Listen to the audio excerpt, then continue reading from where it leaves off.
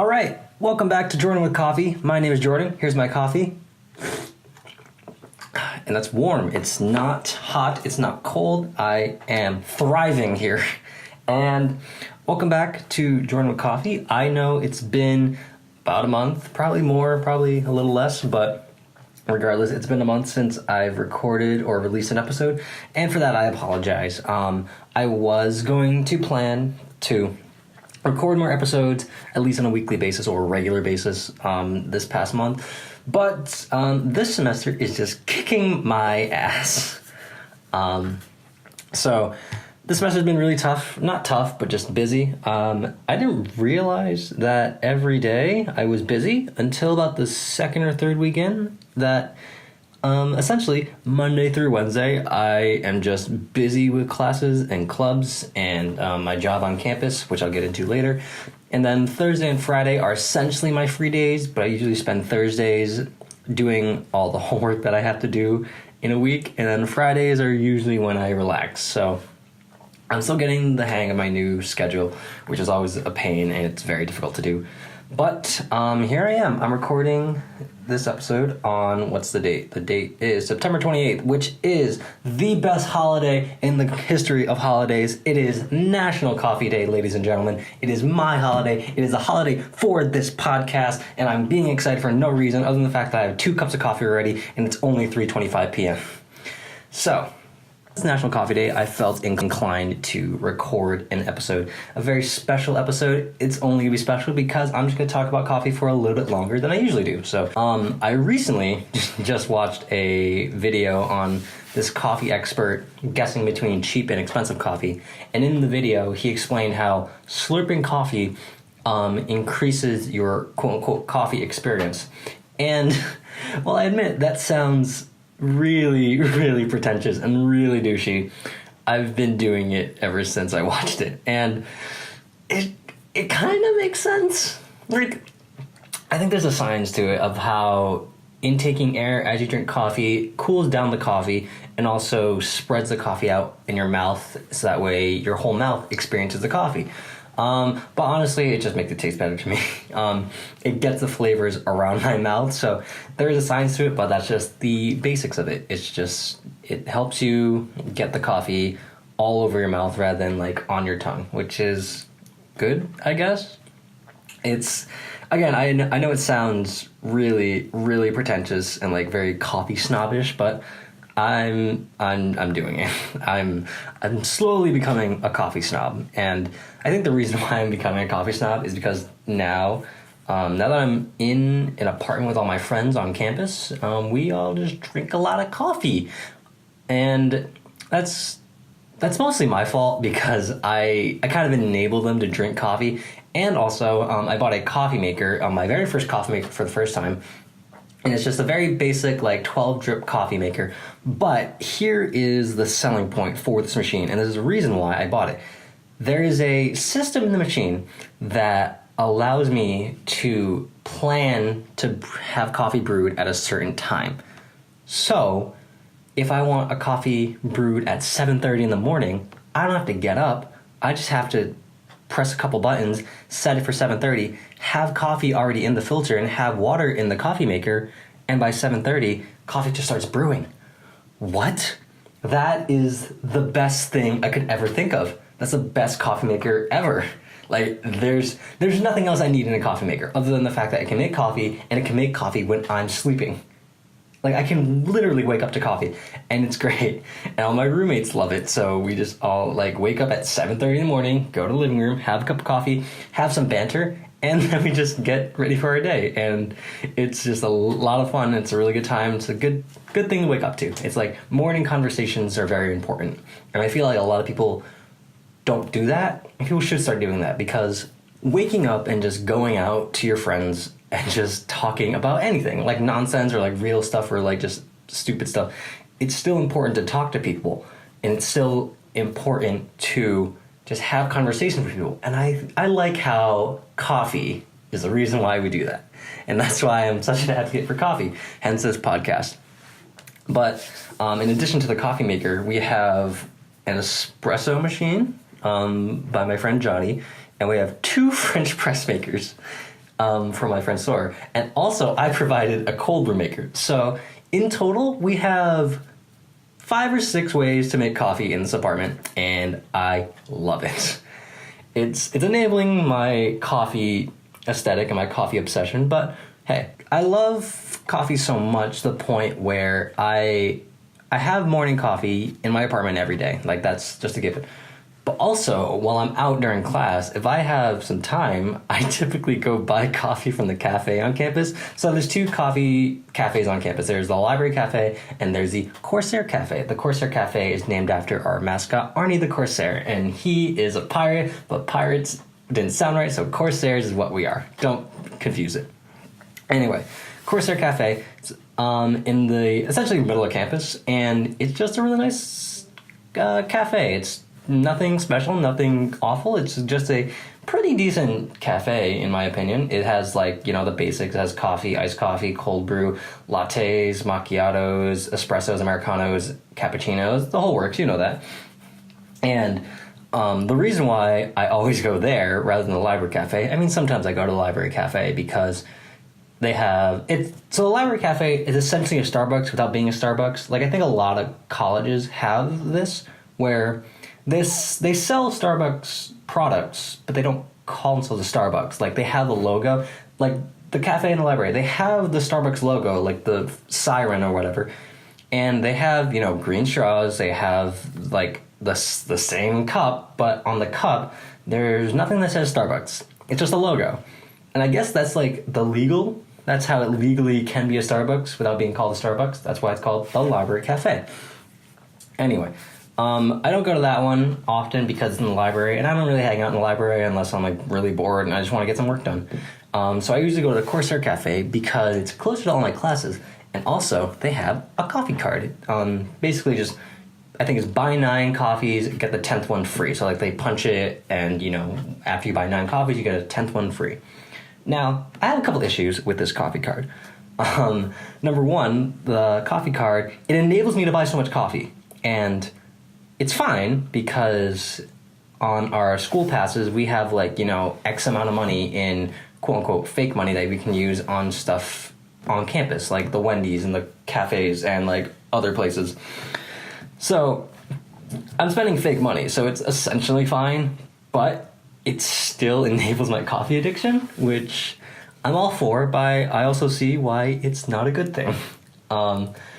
So that's reason number one. Reason number two is because there's technically some drinks I can't get and not have the card punched. So, like, the other day, I got a latte because I like getting lattes in the afternoon because, you know, I want to have some, like, sweetness and caramelness with my latte, so I get a caramel latte. And one of the workers, and she's a sweet lady. I forgot her name, but she's such a sweet lady, and she's just trying to do her job. I totally get that. But whenever I buy a latte or anything that doesn't have quote-unquote coffee in it, like if it has espresso in it, she won't punch my card. Because, like, well, it's a coffee card. It's not like an espresso card. I'm like, but espresso, coffee, they're just siblings. They're siblings to each other. And you should just punch the card, should you not? Like, don't get me wrong, I'm gonna, like, still take the latte and just not get my card punched, but just help me out. Like, I'm still spending money here. I'm still buying, like, a coffee beverage. You should just totally just punch it. And she's super nice about it. She's never mean. And I never fight because I'm not one for confrontation. But what I do instead is whenever the other workers there serve me or ring me out, they'll punch it no matter what. And I feel like, I don't know if it's everyone knows that you can get any coffee beverage and get punched except her, or the other way around where she's the only one that knows that you can't punch in coffee cards, but everyone else just doesn't listen to her. Like, I don't know what the thing is, but usually I just kind of ask at the right time, the right person at the right time. So that's that. That's a coffee cart. That's why I don't like it sometimes, but also I like it sometimes because I get free coffee if I buy 9. So if I spend $27, then I get a free $3 coffee, and that's just great. So that was essentially my coffee rant for the day. That's really all I want to talk about, and that was about, how long was it? Let's check that. That was about 10 minutes of coffee. So this is gonna be like either 25% or 33% of the podcast being about coffee. So I think that's good for the coffee segment of my podcast. So we're going to talk about why the hell I've been busy, more specifically. Of course, as you know, I go to school for graphic design. So I'm taking a bunch of classes that are design heavy. So I'm taking information design, I'm taking careers in graphic design, I'm taking web typography, and I'm taking photo narrative. That is, let's see, 1, 2, 3, 4, 5. That's 4 studio classes, all of which are 3 hours long and meet twice a week. So 6 hours each class, that's 24 hours of class in a week, in a Monday through Friday week. And it's not bad. Like I've always taken studio classes ever since I enrolled in college, because that's just how graphic design and art programs work. They're always 3 hours long because it takes 3 hours to like learn enough material to warrant a class. So that's that. 3 hours a day. 3 hours a day, twice a week. And you get like I think 15-minute break in between, depending on the professor. Some, give you half an hour, some give you 20 minutes, some give you 5 minutes, and those 5 minutes are so worth it.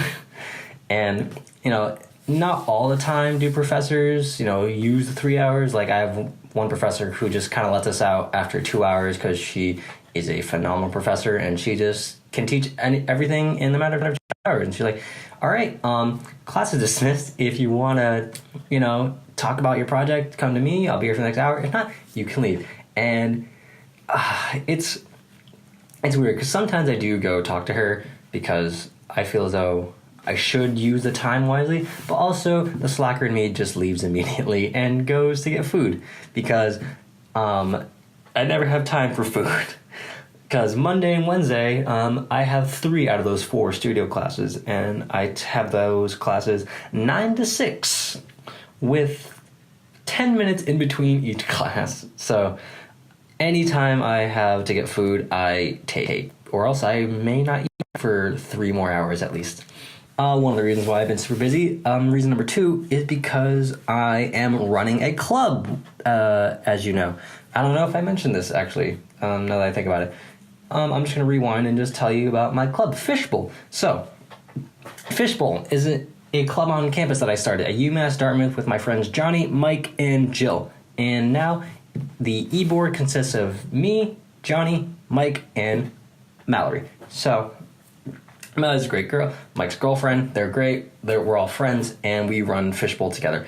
And this semester, we have recently become more social friendly, like more social media friendly. We're being more active on social media, and I am currently the promotions manager of Fishbowl, so I am just always busy with figuring out what to post on social media. Actually, I have to post something today, and I know what I'm going to post. I just post after this recording.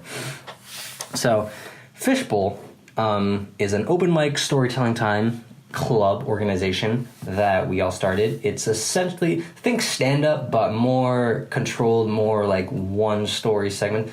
Basically, people go up and tell stories relating to whatever topic we have of the night or the meeting, and they just tell stories, and it's a great time. And it's initially, when we started this, like obviously attendance was low because we were a new club, and like our friends were coming to support us, and that was great. But for some reason this semester, we've been really, really killing it with attendance. So, first meeting, we had 30 people? First meeting, we had 30 people. And that was expected because we do have a following here on campus. Like, people like going to Fishbowl. So people always go to the first meeting and, get that Fishbowl hype. And then second meeting is usually when it's, like, still the same amount of people, but then people, like, start doing other organizations, have other responsibilities, and that's totally fine. So attendance usually decreases by the second meeting, but not by much. by the third meeting usually is when attendance becomes very low, but then steady. So, first meeting we'll have 30, second meeting we'll have like 20, 25, third meeting we'll have like 10 to 12, and then the rest of the semester will be 10 to 12 unless we have special events. We've had 3 meetings this semester so far, and we've had 30 people in each meeting, and I don't get it. Like, I'm super thankful for people who do go to Fishbowl on a regular basis and have gone to all 3 meetings so far, and they've made our attendance amazing. Like, thank you so much. If you listen to this podcast and you do go to Fishbowl, I appreciate that a lot.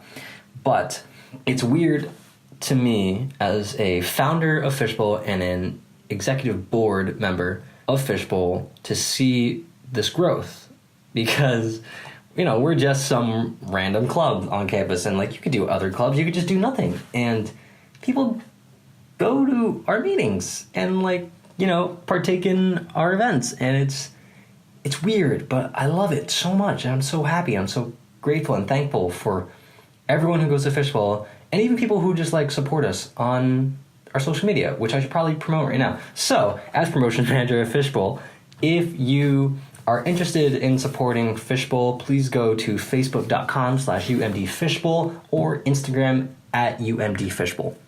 I am the promotion manager of Fishbowl, as I've said 5 times already, and I'm the one who usually runs the social media most times, although everyone has access to it, but they kind of leave me in charge of running things, and I'm totally fine with that because I love posting the social media. I love interacting with everyone who does comment or like on it, and I'm always like brainstorming ideas, and I love being promotion manager.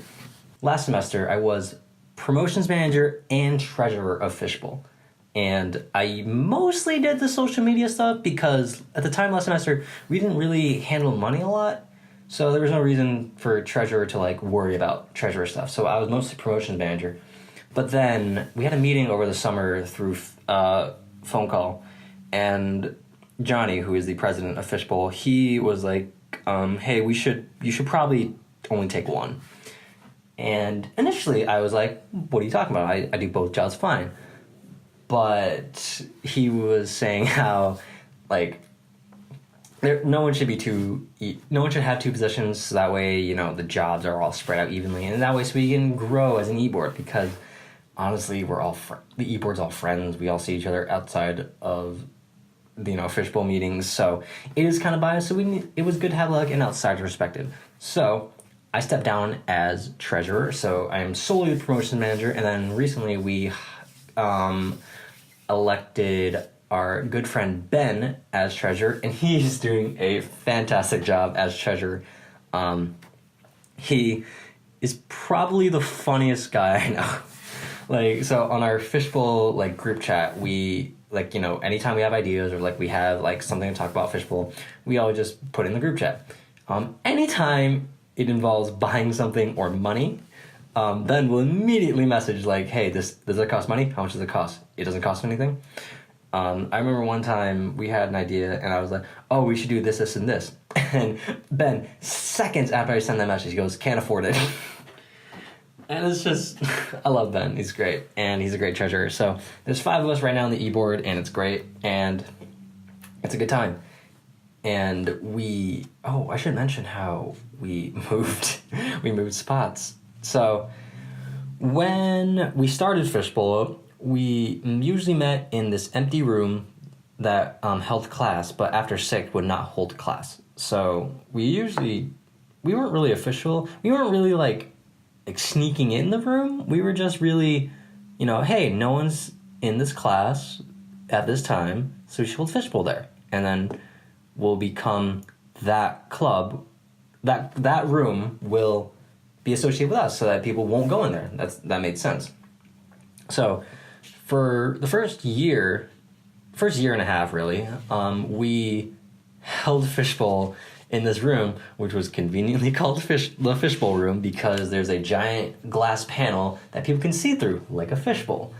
So we held that meetings in there for the first year and a half, and then recently, Johnny, ever so the great president that he is, decided to find a better room for us. And in the freshman quad of campus, there was an empty room that was originally a restaurant. It shut down, I think, last year or 2 years ago.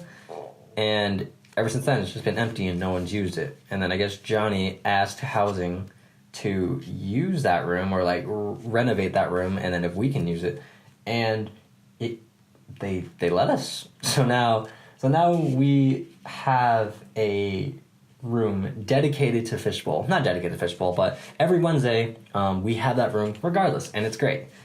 And it's called The Dive. And this is my favorite part about getting this space is that we got to name the club. Or not the club. We got to name the room, and it was great. We brainstormed a bunch of ideas, and I think The Dive was it my idea? It might have been mine. It might have been my suggestion, and I love that. And now it's called The Dive. It's going to be fully renovated by next semester, I hope. And, you know, we are the pioneers of this new space, and I really like that. And I really like how, not just Fishbowl, but I am somehow making an impact on the campus. And I never thought I would do that. I always thought I would just be some other student, just another student, just, you know, getting his degree. But that's not the case. I think I've said this before, but I never liked clubs because it always felt to me like, you know, people forcing each other to hang out with each other, and I never liked that. I liked, you know, making friends wherever I want, whenever I wanted, wherever I wanted. But with this club, I've made a lot of friends, and it's really nice. And I've gotten to know a lot of cool people because of Fishbowl, and I'm very grateful that Johnny came to me to start this club with him, along with our other friends. And I know he's going to listen to this podcast episode, so Johnny, if you are listening, thank you so much. Fuck you. I'm kidding, I love you. Gonna drink my coffee. So that's a little bit of Fishbowl. I'm not gonna go into more details about it. I'm actually gonna have Johnny on the podcast at some point in the future. I tried to get him like last week or like two. I've been trying to get him on the podcast for like the past 3 weeks since the semester started, but he's busy, I'm busy, and whenever we do have free time together, we usually just play video games, which is, you know, it's fine, but at some point, I will have him on the podcast, and I'm going to make sure that he talked about Fishbowl, and I'm sure he'll want to talk about Fishbowl among other things, so that is that. We're going to talk about, what else we're going to talk about? Like, I have this list down right in front of me, reading. I'm literally reading a list of what I want to talk about in this podcast, but my mind is just dragging on about everything else. So, we're going to talk about, I don't know. Oh my God, it'd be great if I got sponsored. Like, if I got sponsored, then, like, transitions like that could just, like, there just could be an ad, and I'd get paid for it, and it'd be great. So, if you're a company and you're listening to this podcast and you see potential in me, well, first off, thank you. I'm honored. And if you want to sponsor me, please, God, please do. I've always, since I started this podcast, it's mostly just been for fun, but, you know, it'd be cool if I got sponsored by anything. Like, I know Squarespace and MeUndies and, like, a bunch of other companies like frequently sponsor podcasts. So if you want to sponsor me, please message me. that's a weird transition to something I'm going to talk about. Here's what I've noticed. I don't take compliments well. Like, when people compliment me on anything that I do or anything, or if it's like based on my looks or like my work, I don't know how to take it. Like, I usually just say thank you, and then that's the end of the conversation, which is, it's bad because, you know, I should probably, like, compliment them back, you know, like, people say, like, oh, I like your hair, and I'll be like, oh, I like your hair, but I don't do that. They'll be like, oh, I like your hair. I'm like, oh, thank you.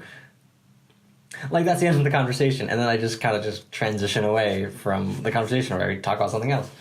Like, so I've been trying to be more fashionable the semester. Like, I'm trying to be more confident in what I wear. Like, I usually just wear, like, jeans, a pocket t-shirt, like a solid pocket t-shirt, and, like, either Converse or, like, my, like, dress shoes.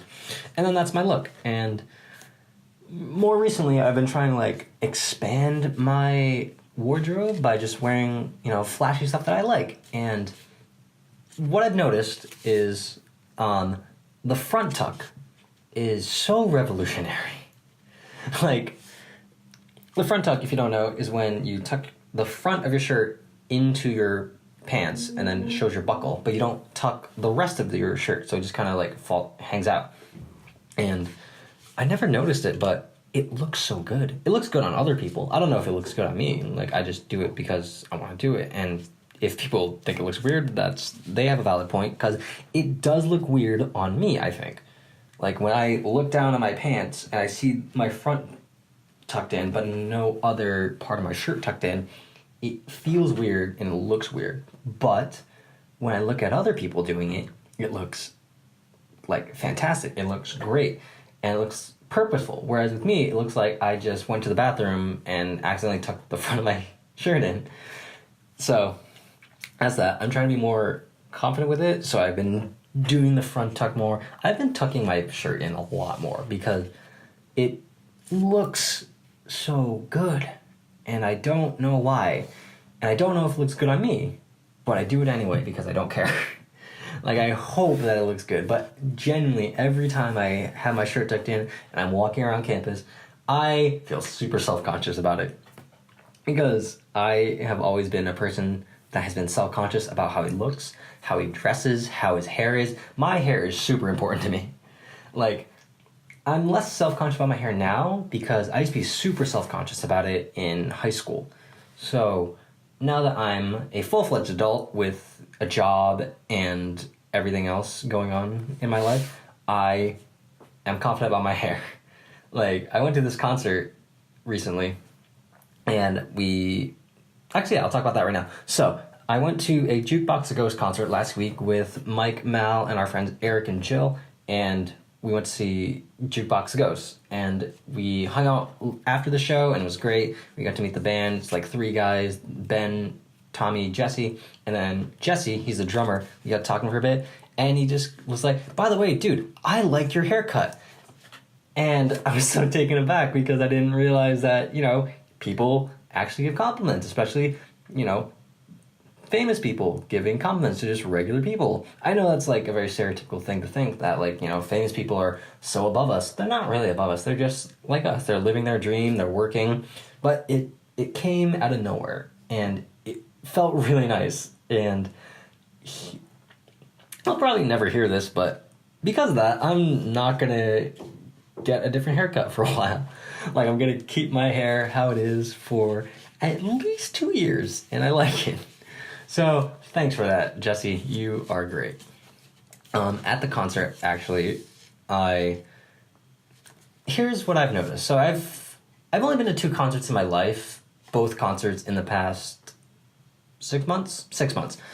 Both actually at the same venue. And what I've noticed is that me being the stupid hipster that I am, I always love the opening band a little bit more than the main band. Like, I mentioned that I went to a Frankie Cosmos concert on my previous episode. I went there in May, and I loved Frankie Cosmos, the band, but I loved the opener, Kid Mountain, who was the opener to the opener, whose name I forgot because they weren't that memorable to me. I'm sorry. And I loved Kid Mountain so much more. And this concert I just went to was no different. We went for Jukebox A Ghost because that is Mike and Mal's favorite band. They are a great band. Love them. Love their music. Love their sound.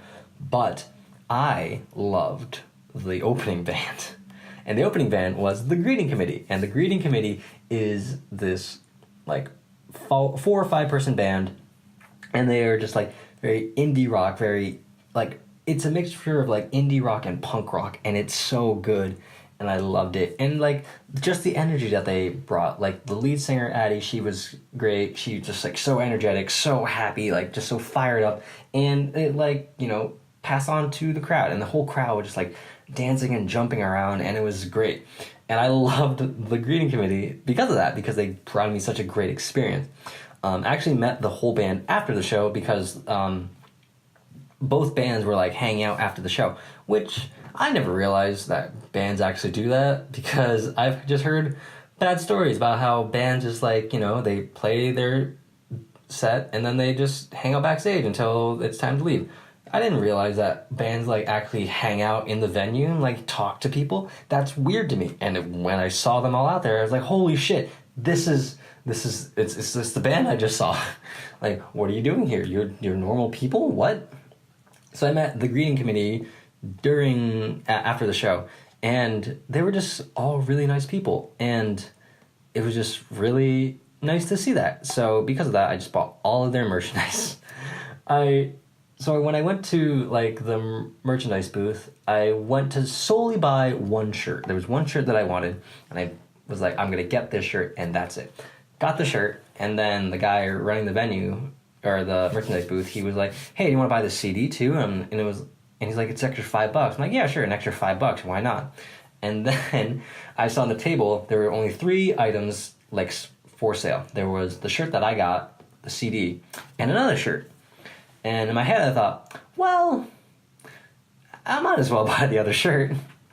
So I bought the other shirt. So I spent like $55 on 3 items, and like that was all they were selling. And it was just me in the moment. I'm just like, I love this band. I'm so hype. I just want to support them in any way that I can, because supporting artists is important to me.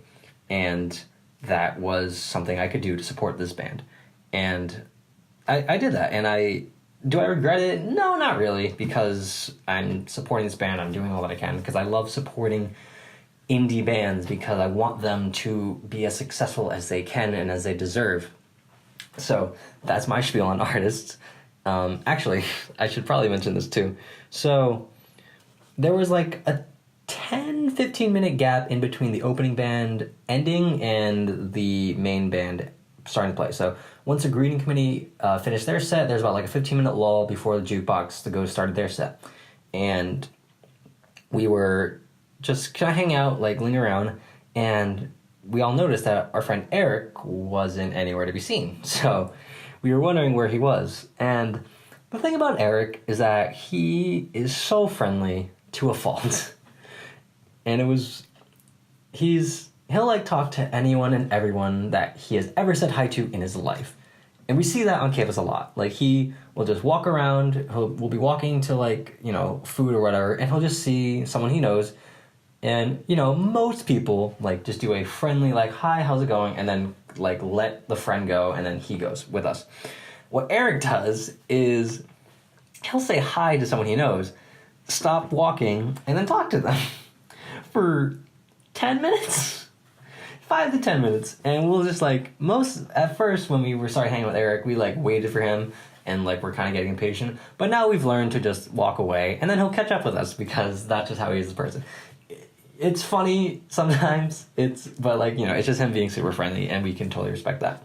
So at the concert, during that lull, we were looking around for Eric, and I turn around to the back entrance, and I see that Eric is helping the greeting committee move their equipment out the door.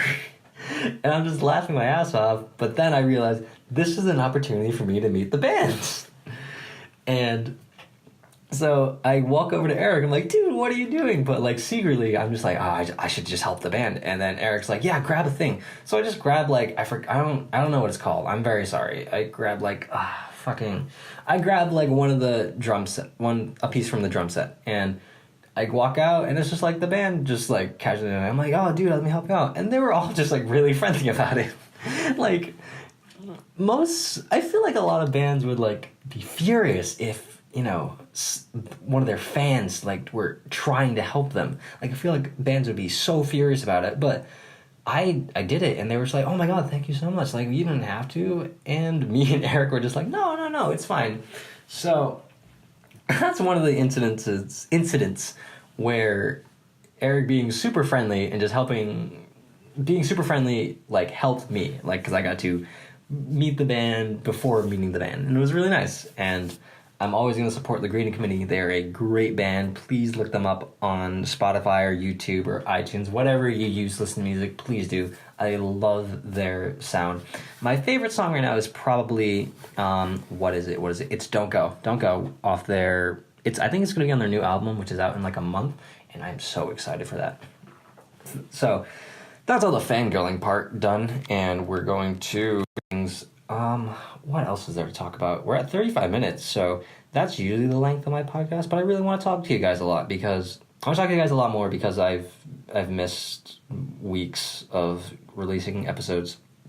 So I guess we're going to talk about school. Oh no, my job. We can talk about my job. So I got a job on campus, which is great, and how I got this job is kind of it's kind of stupid and it's kind of funny.